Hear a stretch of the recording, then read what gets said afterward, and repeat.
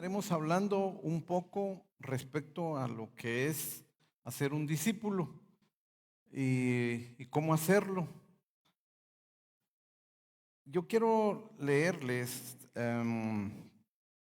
bueno, hay una pregunta que sería una pregunta general.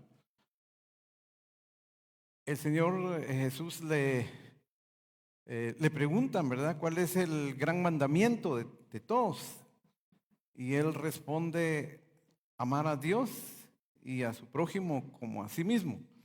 Entonces la pregunta es, ¿esto de amar al prójimo como a ti mismo está en los 10 mandamientos? ¿Qué dicen, sí o no? Algunos dicen que sí, ¿verdad? Y otros van a decir que no y otros se quedan con la duda. Les voy a leer Éxodo, donde están los 10 mandamientos, Éxodo 20, del 1 en adelante. Y dice, y habló Dios estas palabras diciendo, yo soy Jehová tu Dios que te saqué de la tierra de Egipto de casa de servidumbre. No tendrás dioses ajenos delante de mí, no te harás imagen ni ninguna semejanza de lo que sea arriba en el cielo, ni abajo en la tierra, ni en las aguas debajo de la tierra. No te inclinarás a ellas, ni las honrarás, porque yo soy Jehová tu Dios, fuerte, celoso, que visito la maldad de los padres sobre los hijos hasta la tercera y cuarta generación de los que me aborrecen. Y hago misericordia a millares a los que me aman y guardan mis mandamientos. No tomarás el nombre de Jehová tu Dios en vano, porque no dará por inocente Jehová al que tomare su nombre en vano. Acuérdate del día de reposo para santificarlo. 6 días trabajarás y harás toda tu obra. Mas el séptimo día es día de reposo para Jehová tu Dios. No hagas en él obra alguna, ni tu hijo, ni tu hija, ni tu siervo, ni tu criada, ni tu bestia, ni los extranjeros, ni tu extranjero que está dentro de tus puertas. Porque en 6 días hizo Jehová los cielos y la tierra, el mar y todas las cosas que en ellas hay, y reposó en el séptimo día. Por tanto, Jehová bendijo el día de reposo y lo santificó. Honra a tu padre y a tu madre para que tus días se alarguen en la tierra que Jehová tu Dios te da.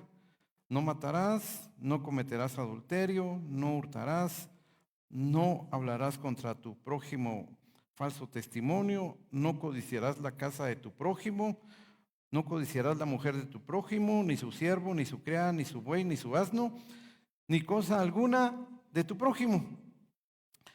Entonces, cuando vemos acá estos mandamientos que el Señor dejó, tenemos 4 mandamientos acá de amar al Señor y tenemos otros 6 mandamientos que podría mencionar algunos, como honrar, como no matar, como no adulterar, como no hablar falso testimonio, no codiciar, guardar un día de reposo.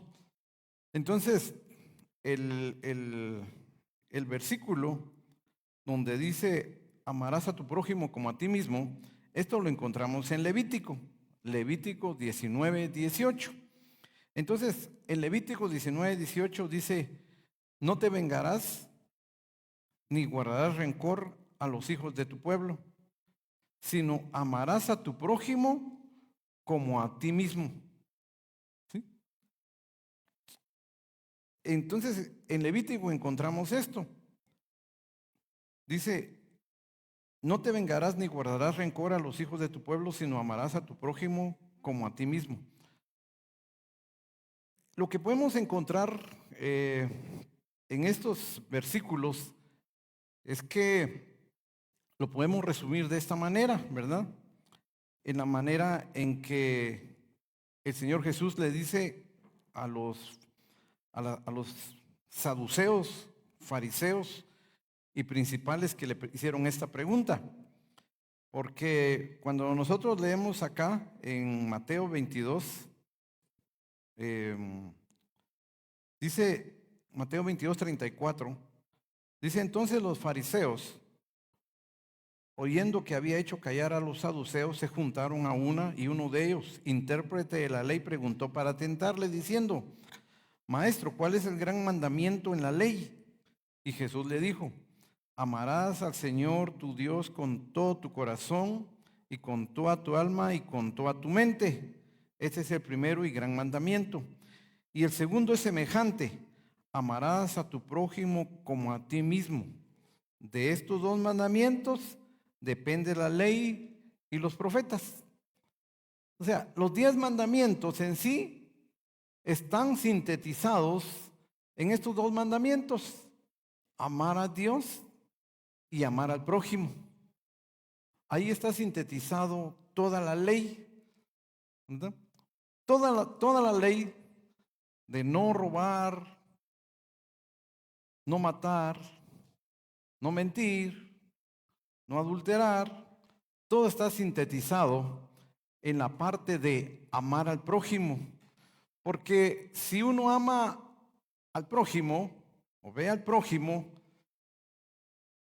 pues no lo va a matar, no le va a robar, ¿sí?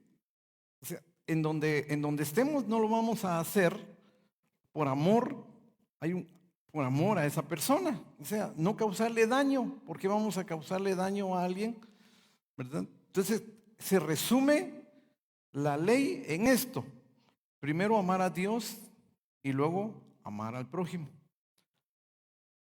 De todo esto podríamos sacar mucho mensaje, tanto que el día jueves que tenía el discipulado les estaba mencionando las prioridades que todo cristiano debe tener en su vida, que su primer prioridad debe ser Dios, porque es el mandato que nos da su palabra de amarlo con toda nuestra alma, con toda nuestra mente, con todas nuestras fuerzas, con todo nuestro corazón, amar al Señor. Entonces, en prioridades en nuestra vida, cuando nosotros actuamos en nuestro diario vivir, muchas veces tenemos que ver las prioridades para así movernos en el reino de Dios y en nuestra vida. Entonces, nuestra primera prioridad debe ser Dios. Nuestra segunda prioridad, por amor, el prójimo más cercano que tenemos nosotros es nuestra familia, ¿verdad? Son los próximos. Entonces, Dios, familia, luego debe ser iglesia y trabajo. Y les explicaba yo el día jueves por qué trabajo, por qué iglesia está antes que trabajo. Pero ese es un tema para que pudiéramos explicarlo de mejor manera. Lo que nos dice en Mateo acá es que el primer mandamiento y el más grande es el amar al Señor, y el segundo es semejante: amar a tu prójimo como a ti mismo. Y de estos dos mandamientos va a depender toda la ley, como dice la palabra. Entonces, cuando nosotros vemos esto, que no solamente los fariseos, sino en la palabra hubo otras personas que le preguntaron esto a Jesús.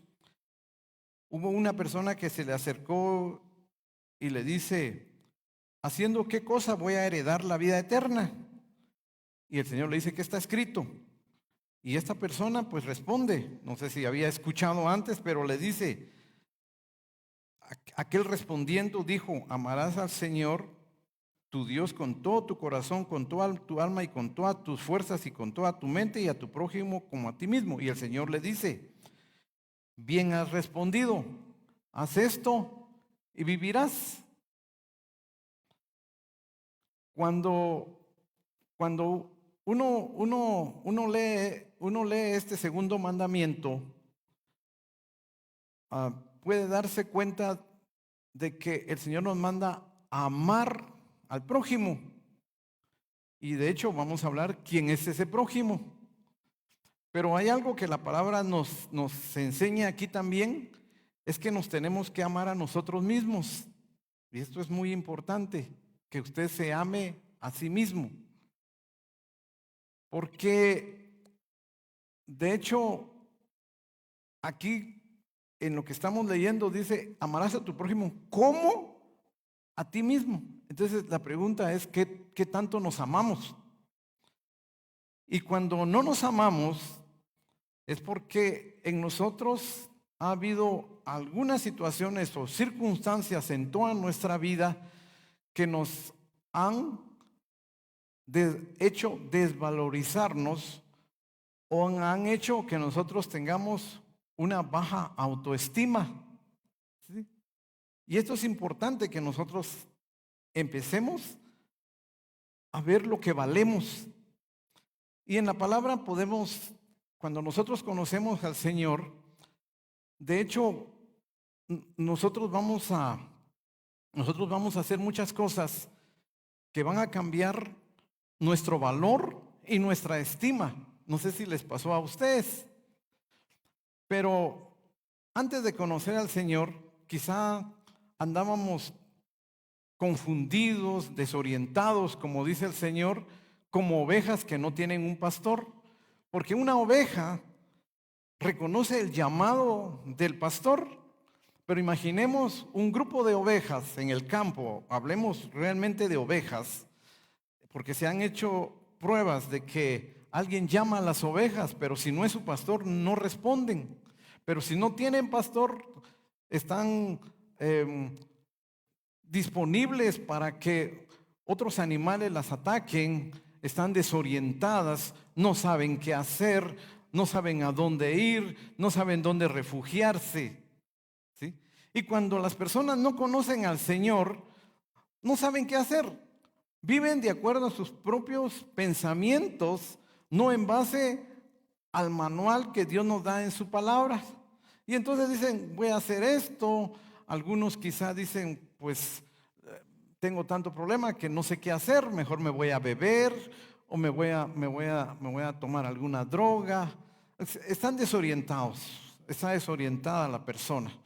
Entonces, ¿qué sucede ahí? Que no hay amor hacia la persona. Yo siempre digo que una persona que es alcohólica, una de las cosas que tiene el alcohólico es que no se ama a sí mismo.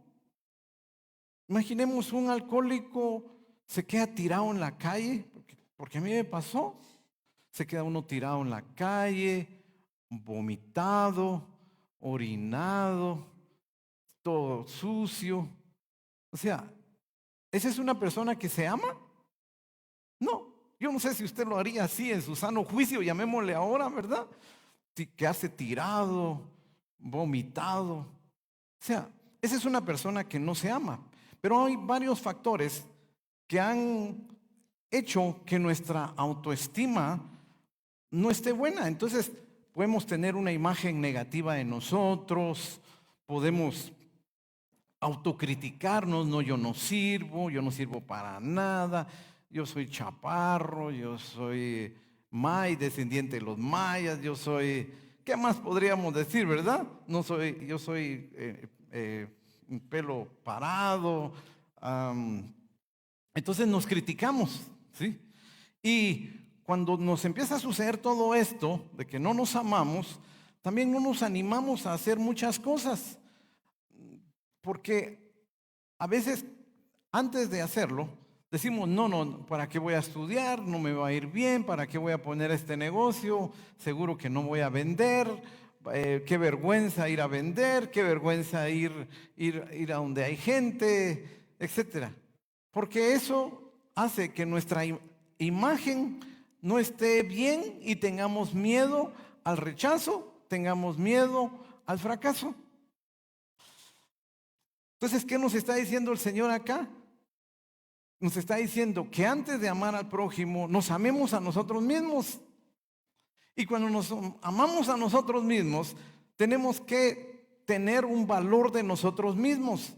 La palabra dice que nadie tenga más alto concepto de sí que el que debe tener. Tampoco nos vamos a creer demasiado, ¿verdad? O sea, alguien no va a tener tampoco una superimagen de creer que es lo máximo, ¿verdad? No, yo creo que debe ser muy equilibrado en su imagen. Tampoco debe ser baja, tampoco va a ser superior a otras personas, ¿verdad? Va a haber una humildad que el Señor nos mostró. Entonces, cuando nosotros nos amamos a nosotros mismos, vamos a tener una imagen correcta de nosotros y vamos a evitar compararnos con otras personas. Bueno, este es un paréntesis, porque el que no se ama así no tiene una imagen correcta de sí mismo. Y cuando no se tiene una imagen correcta de sí mismo, muchas veces necesita la aprobación de otras personas para sentirse bien. ¿Sí? Necesita que otra persona apruebe y entonces se siente bien. ¿Sí? O sea, va a necesitar mucho. Si alguien no le dice que es guapo, que es bonita, tal día no se va a sentir bien. Pero en el Señor nosotros hemos aprendido que valemos la sangre del Señor, que somos sus hijos, que hemos sido comprados por precios, que somos embajadores, que somos su especial tesoro, que el Señor cuando piensa en nosotros tiene pensamientos de bien y no de mal. Cuando nosotros pensamos en todo lo que el Señor y leemos todo lo que el Señor tiene para nosotros, nuestra imagen tiene que cambiar. ¿Sí? No nos vamos a comparar, no debemos de compararnos nunca con nadie ni esperar la aprobación de alguien. ¿De acuerdo? También cuando alguien tiene una baja autoestima, tiene que poner límites también. Si no pone límites, ¿sí? Entonces se van a aprovechar de la persona. Una persona que se ama a sí mismo y que tiene una buena autoimagen de sí mismo, va a aprender también a decir no. ¿Sí? Puede darse. Hay situaciones en las que teniendo una buena autoimagen de sí, sabiendo en el Señor lo que es, va a aprender a decir no. Eso es como, quizás sea, no sé si es un ejemplo, hay mucho de qué hablar acá.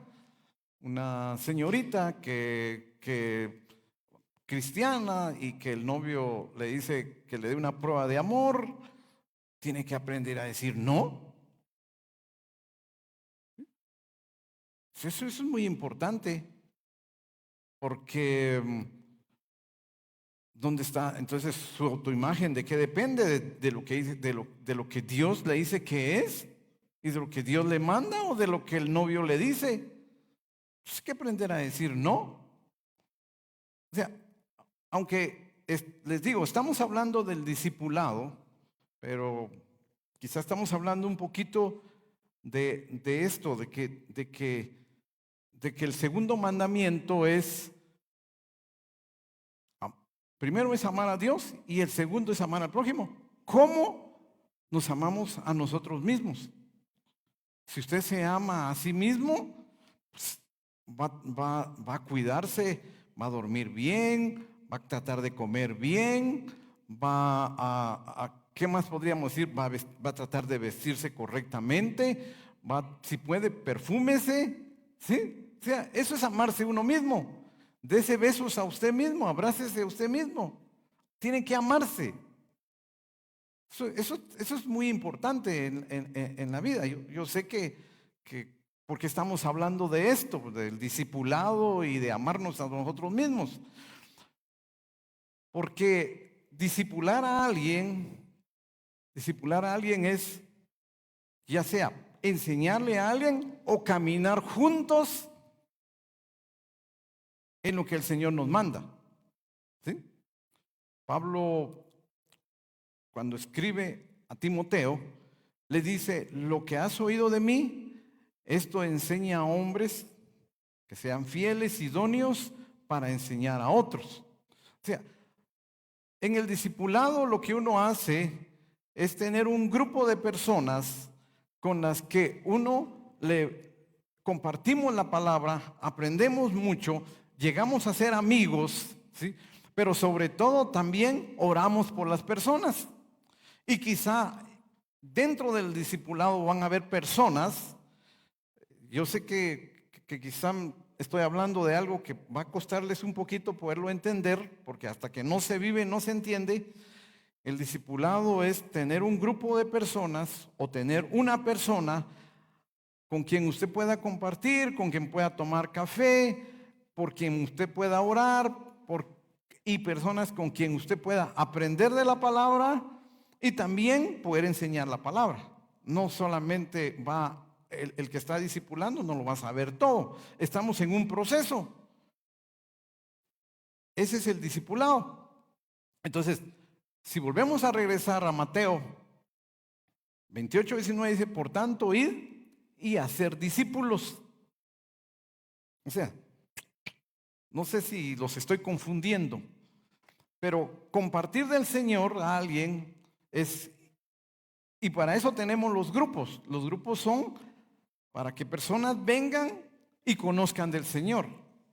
Pero los líderes del grupo, lo que esperamos es que a través de los grupos puedan tener nuevas personas a quienes compartan del Señor, y de todo ese grupo luego tener 2, 3 personas con quien puedan tomar cafecito, con quien puedan ser amigos, por quien van a orar ¿qué dijera? Más continuamente, por quien van a estar pendientes. Esto puede ser. Ahora, cuando nosotros venimos y decimos, porque nuestro tema es que el discipulado es más que un mandato, y de eso se trata, y esa es parte de lo que voy el día de hoy a motivarles a cada uno a que usted se pregunte: ¿yo soy un discípulo o tengo a una persona a quien estoy discipulando, o nos estamos discipulando con alguien? Hasta podríamos preguntarnos esto. Ese es parte del tema de hoy. Entonces, cuando nosotros hablamos de amar al prójimo, la palabra nos enseña entonces quién es el prójimo, y de ahí es donde donde escuchamos la parábola del buen samaritano. El Señor les da esta parábola de una persona que fue asaltada y que pasan varias personas hasta que llega uno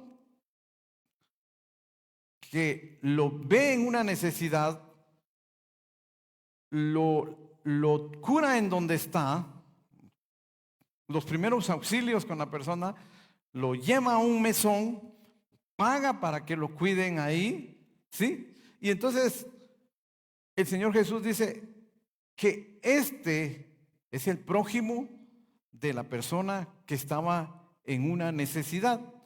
Entonces, ¿quién es nuestro prójimo para nosotros? ¿Quién es su prójimo para usted? Su prójimo es el próximo, es su familia. Puede ser su esposa, esposo, hijos. Ellas son las personas más próximas. Y luego nuestro prójimo es el que usted tiene aquí a su derecha, a su izquierda. Ese es el prójimo, ese es el próximo. Pero también el prójimo es una persona con necesidad. Es una persona con necesidad. Ese es el prójimo también. Y entonces a nosotros el Señor nos dice que una persona con necesidad es nuestro prójimo. Y entonces viene el hecho de poder compartir del Señor a una persona que, decíamos, igual que una oveja, está desorientada, no sabe qué hacer, está pasando por una necesidad, está en una situación difícil, y muchas veces lo que sucede es que podemos ver a la persona. Usted puede ver a su vecino, puede ver a alguien con quien trabaja, pero no sabe qué necesidad está pasando. No sabe por qué lucha tiene. No sabe si tuvo que comer, si quizá tiene un problema con los hijos, o los hijos, o es un joven que tiene problemas con los padres, o es una pareja que está pasando por una situación difícil. O sea, no todo nuestro prójimo es como esa persona que asaltaron y que está tirada en la calle. No todo nuestro prójimo es así. Nuestro prójimo es una persona que quizás en este momento está sentada a la par de nosotros y está pasando un problema. Es nuestro prójimo. Y entonces el segundo mandamiento es amar al prójimo como nos amamos a nosotros. O sea, como poniéndonos en los zapatos del otro, teniendo empatía por las otras personas. Eso es lo importante, que usted pueda tener un corazón de saber que hay otra persona que está pasando por una necesidad.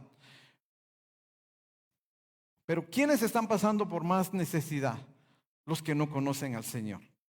Y por eso es que es importante invitar a las personas para que conozcan del Señor, y en ese proceso que nosotros le llamamos discipulado, a través de tomar un cafecito, a través de irle diciéndole cómo era nuestra vida, a través de decirle qué hemos aprendido del Señor respecto a sanidad, a finanzas, a problemas familiares, a través de estar en ese proceso de plática, a poder lograr que la otra persona y también uno pueda ir cambiando. Ese es un discipulado. Ese es discipular. El discipular no es solo invitar a alguien y traerlo a la iglesia, que sería ideal, pues. O solo invitar a alguien, lo invito a que llegue a la iglesia y ahí se acabó. No, porque se dice que si usted invita a 4 o 5 personas, una va a aceptar venir. Y en esta próxima escuela bíblica de vacaciones, yo le invito a que usted tenga lo que dice el segundo mandamiento: amarás a tu prójimo como a ti mismo. Amar. Entonces, invitar a otra persona, tener compasión por otra persona, discipular a otra persona, es una demostración de amor. O sea, por eso yo digo que discipular es más que un mandato. Porque un mandato pues lo hace uno porque me dijeron que había que hacerlo. Pero una cosa es hacerlo porque me dijeron que tenía que hacerlo, a hacerlo realmente porque es una manera de demostrar amor hacia el prójimo. Porque usted no sabe qué necesidad está pasando a una persona. La persona va a venir y le va a aceptar la invitación, pero usted no sabe qué necesidad tiene esa persona. No toda necesidad es porque lo asaltaron o porque está mal. Entonces, podemos encontrar en la palabra aquí en Mateo 25. Yo quiero leerles algo. Y dice en Mateo 25, el versículo 34. Y está hablando acá el Señor habla de un juicio, pero vamos a dejar esa parte del juicio y teológicamente cómo lo interpretan algunos, pero vamos a verlo de esta otra manera. Dice: entonces el rey dirá a los de su derecha: venid benditos de mi Padre, heredad el reino preparado para vosotros desde la fundación del mundo, porque tuve hambre y me diste de comer, tuve sed y me diste de beber. Fui forastero y me recogiste, estuve desnudo y me cubriste, enfermo y me visitaste, en la cárcel y viniste a mí. Entonces los justos le responderán diciendo: ¿cuándo te vimos hambriento y te sustentamos, o sediento y te dimos de beber? ¿Cuándo te vimos forastero y te recogimos, o desnudo y te cubrimos? ¿O cuándo te vimos enfermo o en la cárcel y venimos a ti? Eso le dicen al Señor. Y respondiendo el rey les dirá: de cierto os digo que en cuanto lo hiciste a uno de estos mis hermanos más pequeños, a mí me lo hiciste. Imaginen la comparación que el Señor pone en el juicio. Entonces, también habla de los que no lo hicieron, pero aquí es de las personas que amaron de una u otra manera al prójimo, a la persona que tenía necesidad. Imagínense que cuando el Señor nos pregunte: yo tuve hambre o pero podríamos dejar, yo tenía un problema familiar, y a través de que otra persona me enseñó lo que dice la palabra respecto a este problema familiar, yo pude salir avante de este problema.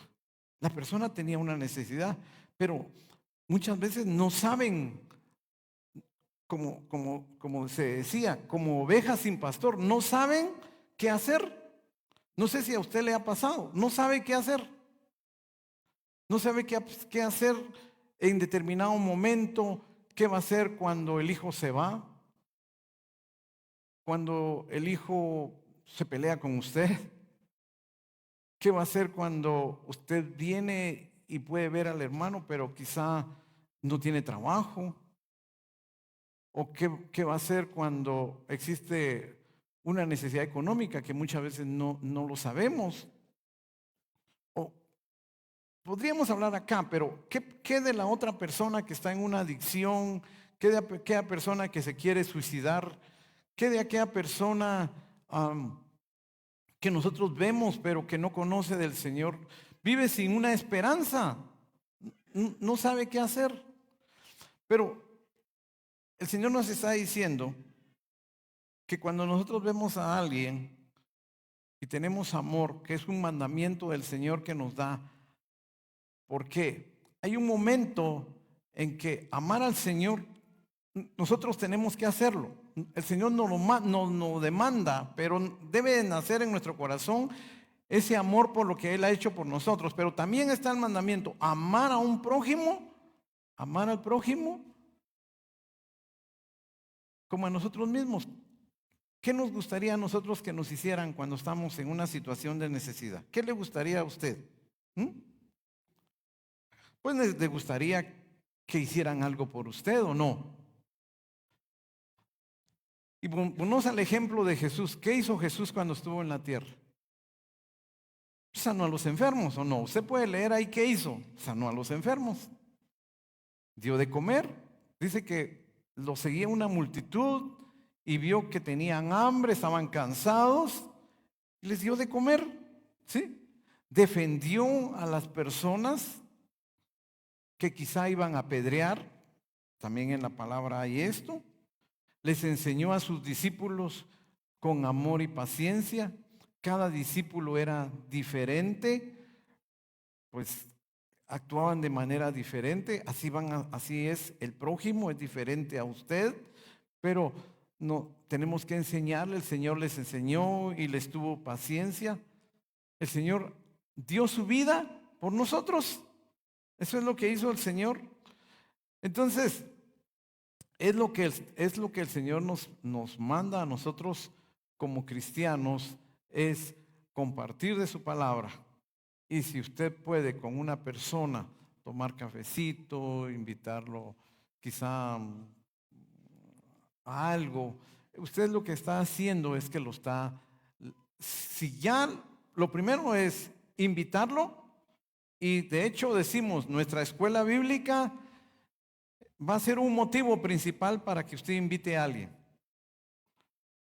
Puede invitarlo para decirle cómo el niño va a disfrutar con las enseñanzas, con los cantos, con las manualidades que hace. El niño va a disfrutarlo, va a disfrutar de la escuela bíblica de vacaciones. Pero invite a los padres también, invite a los padres, porque el padre tiene que modelar al Señor con los hijos, tiene que modelarlo, porque si lo vemos, nosotros hablamos de discipular a otra persona, pero también en el hogar, en cierta medida, en cierta forma, como estamos modelando al Señor dentro de la familia, ¿sí? Ahora,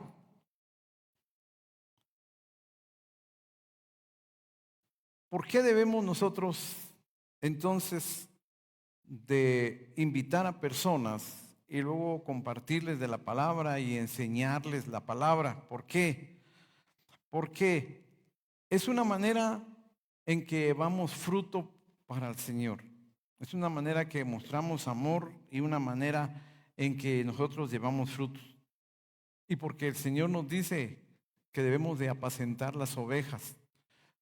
No es difícil, créanme que no es algo muy difícil. Ahora, en magisterios, por ejemplo, se me ocurre que en magisterio, ¿cuántos no estudian magisterio? ¿Cuántos no saben de la metodología de la enseñanza?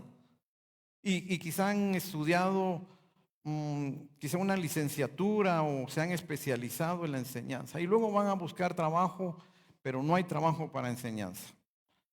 Pero en el reino de Dios todos podemos enseñar. Aunque sea un poquito que usted sepa, debería de estar enseñándoselo a alguien. De veras. Yo siempre digo, yo he aprendido en la medicina, yo ya estuviera completamente fuera de onda en medicina. Pero ¿qué me hace todavía ejercer? Pues estar enseñando en la universidad. El estar enseñando hace que yo tenga en determinado momento que estar leyendo, ¿sí? Tenga que estar repasando porque ¿qué voy a enseñar? Entonces tengo que actualizarme, tengo que ver qué es lo último que hay, qué libros nuevos hay, qué puedo enseñar. Y la manera que uno enseña es como usted aprende más. Usted invite a otra persona y tenga en mente poder enseñar de la palabra, porque es la medida en que nosotros damos fruto, es el mandato que el Señor nos da, ¿sí?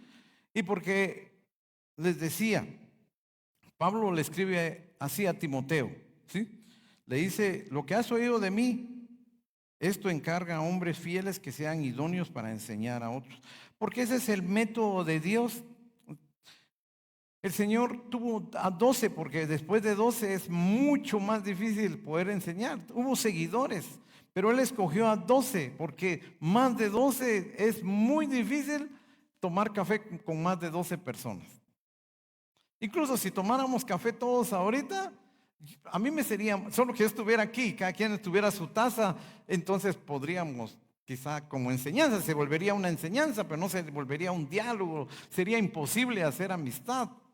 Pero cuando es uno a uno, o cuando uno toma otra persona, 2, 3, 12, ya créanme, ya con 12 ya empieza a costar un poquito, ¿verdad? Pero eso es lo importante, hacer amistad en el Señor. ¿Cuántos amigos tiene usted a quienes le ha compartido el Señor? ¿Cuántos amigos? ¿Con cuántos toma café todas las semanas? A ver, cada semana, ¿quién toma café con un amigo?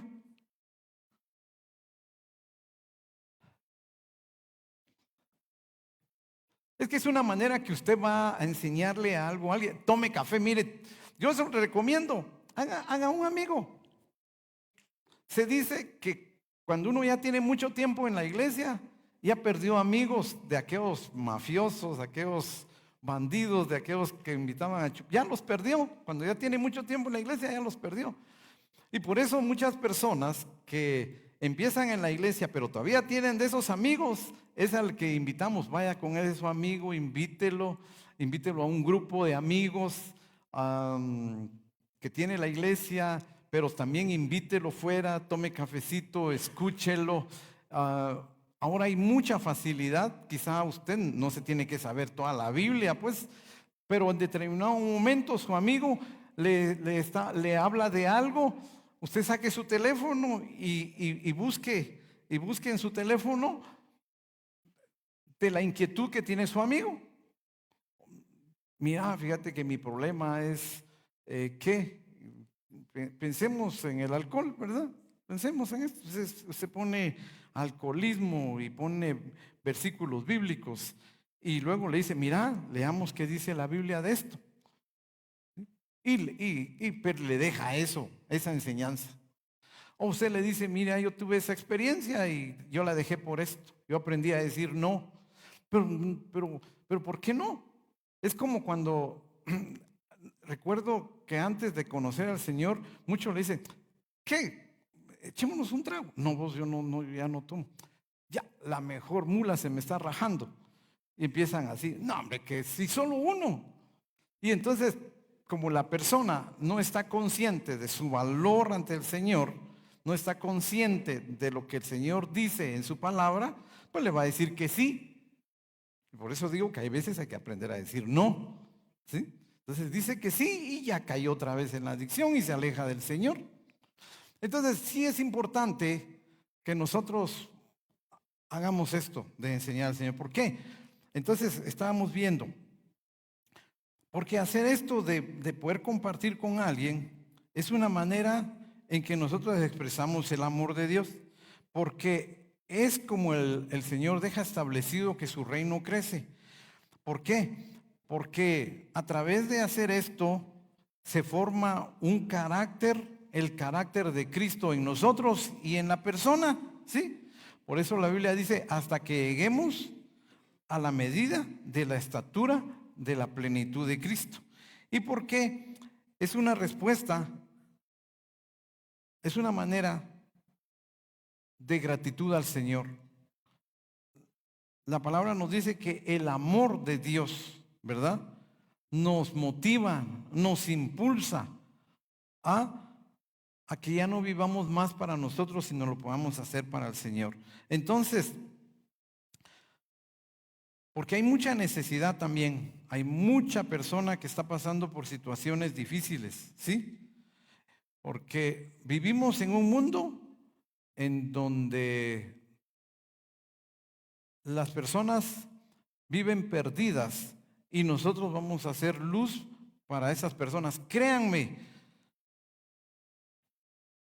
va a haber un momento en que no solo el Señor se va a agradar por lo que usted está haciendo, sino porque usted no sabe si esa persona le va a agradecer después toda su vida por lo que usted hizo por ella, por lo que le enseñó, porque le ayudó a salir de esa situación, de esa adicción, de ese conflicto, le ayudó a salir de eso, ¿sí? Cuando yo recuerdo, por ejemplo, a mí no me gustaban las iglesias, no me gustaba nada, y de hecho era mi forma de pensar, pero alguien me habló del Señor que había muerto por mí, que yo era pecador y yo reconocí mi situación de pecado. Y entonces empecé también a escuchar, a leer y a escuchar. Y eso va cambiando nuestra forma de vivir. Por eso Romanos dice, cambiemos nuestra forma de pensar y vamos a cambiar nuestra forma de vivir. En conclusión, veámosla ahora sí. En conclusión, como congregación, tenemos que invitar a personas a nuestra próxima actividad, que es la Escuela Bíblica de Vacaciones. Porque va a ser una manera de poder tener nuevos amigos, una manera de que vamos a enseñar del Señor, una manera en que vamos a ayudar a las personas. Cuando viene una persona nueva, tenemos que pensar que esta es la manera en que nosotros vamos a ayudar y que nosotros tenemos que demostrar amor. No solamente con que la persona venga a la iglesia y lo vemos y ya conocimos, viene tal persona, viene tal, pero esa persona tendrá a alguien que está con él compartiendo, enseñándole lo que el Señor dice. ¿Cuántos? Los grupos de amistad es una manera que suple esto. Por eso nosotros decimos, métase a un grupo de amistad. Porque el grupo de amistad, de hecho, los grupos de amistad no deberían de ser tan numerosos. Estamos pidiendo que un grupo de amistad, les decía, el Señor tuvo 12, ¿verdad? No, los grupos de amistad no son grupos de discipulado. Poco a poco vamos a ir aprendiendo esto. Pero los grupos de amistad es una manera en que usted va a traer otras personas para que conozcan del Señor. Y dentro de ese grupo de amistad, luego vamos a pedirle a los líderes que se reúnan con alguien en especial para estar tomando cafecito. A ver, ¿quiénes pertenecen a un grupo? Todos. ¿Los ha invitado el líder a tomar cafecito fuera del grupo? No. Bueno, díganle al líder, ¿cuándo me vas a invitar a un cafecito, a una cena? ¿Cuándo me vas a invitar a un atolito de elote? ¿Cuándo me vas a invitar? ¿Dónde está su líder? ¿Sí? Díganle a su líder que lo invite. Díganle a su líder que lo invite, porque en el grupo, probablemente si el grupo es 14, muy difícilmente van a tener una relación de tú a tú, pues. ¿Sí? Entonces, el grupo de amistad es para tener más amigos. Pero dentro del grupo de amistad va a haber un momento en que usted tiene que decirle a su líder, ¿y para cuándo? Me vas a dar la bienvenida con una cena, ¿verdad? Algunos ya lo hicieron, pero luego dígale a su líder que él tiene que enseñarle también. O llámelo. A ver, los que tienen grupo de amistad, ¿han llamado a su líder? ¿Ustedes lo han llamado? ¿No lo han llamado? Llámenlo. Pregúntenle cómo está. Pregúntenle cómo está. Sí, probablemente tal vez tenga gripe, esté enfermo y nadie se preocupó por él. O tal vez usted llame a su líder. Fíjate líder, que esta semana yo tuve tal tentación. Puede pasar, ¿no? No sé qué tipo de tentación tuvo, porque no estamos exentos de tentaciones. Quizá mira a la líder, fíjate que miré una página pornográfica y ¿qué hago, líder? Aconsejame, y el líder le va a aconsejar. Sí, para eso es. ¿Los cuates para qué son? Para platicar, ¿no? Para ver. Mire, cuando no se es cristiano y se tiene un amigo, es para echarlo a perder. Eso es, para echarlo a perder. Yo tenía amigos, cuando yo estudié en la capital, tenía un amigo que me decía, fíjate vos que mi mujer no está haciendo turno en el hospital, que era enfermera, o no sé a chupar, vamos pues. Y después bolos a la casa de él íbamos a terminar. O sea, no, esos son los amigos pues que los llaman y el otro dice sí rápido, ¿verdad? Pero, ¿qué dice si usted llama a su líder o el líder lo llama a usted? Mire, esto es muy importante, la amistad. Y esto de la amistad que les estoy diciendo, llame al líder, que el líder lo llame a usted, o que usted le invite a tomar café, o que el líder tome café con usted. Y yo por eso, recuerdo hace como 15 días que estuve en el grupo de Orte, les decía, digan, ¿cuándo es su cumpleaños? Porque yo espero que en ese grupo celebren el cumpleaños de alguien, ¿no? ¿Y cuál es el teléfono? Cuando hay una necesidad, que se puedan llamar. O sea, tenemos que cambiar la iglesia. La iglesia tiene que cambiar. Llevamos años solo reuniéndonos, pero sin realmente hacer una buena amistad. Y qué triste. Viene una persona, viene un domingo, viene otro domingo, viene otro domingo. Y luego, ¿quién era esta persona? A ver, ¿usted lo conoce dónde vive? ¿Alguien lo conoce dónde vive? No. ¿Y quién lo invitó? Bueno, yo lo invité una vez y vino y siguió viniendo. ¿Y lo visitó? No. ¿Y sabe el teléfono? No. Y qué vergüenza, porque a mí ya me pasó. A mí me pasó. Hubo un joven que yo contacté en la clínica, llegó de paciente y nos pusimos a platicar, le compartí el Señor, empezó a venir, traía a su niño, iba allá. Nunca supe dónde vivía. Nunca supe su teléfono. O sea, yo podría decir que fui un mal ejemplo en ese sentido. Pero nos puede pasar. Pero la idea es que ahora ya no nos pase. Que ya no vuelva a suceder esto. ¿Sí? Que ya no vuelva a suceder. Que yo pueda en determinado momento decir tal persona es de tal grupo. Entonces voy a llamar al líder. Disculpa vos, fíjate que necesito hablar con tal persona. ¿Cuál es su número? ¿Sí? Y me da su número. Yo sé que tal persona se dedica a tal cosa. Fíjate que tengo tal problema y voy a llamar a esta persona. Pero llamo al líder del grupo y le digo, mira, no sé cuál es su teléfono. Ahí sí estaría difícil, pues. ¿Y vos cuándo es el cumpleaños de tal persona? No sé. ¿Y vos dónde vive? Menos. No podemos seguir así, ¿entienden? Porque el segundo mandamiento es, amarás a tu prójimo como a ti mismo. ¿A quienes no le gustan que le celebren su cumpleaños? ¿A quienes no le gusta que que le digan algo bonito, a quienes no le gusta que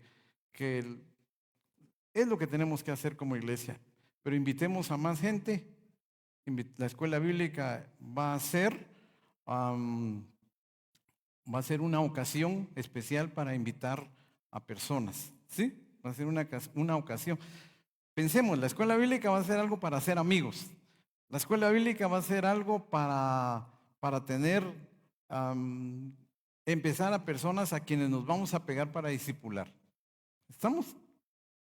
Ujú. Entonces, el discipulado es más que un mandato. Y el hecho de enseñar la Biblia no va a ser como un curso, sino va a ser como un estilo de vida.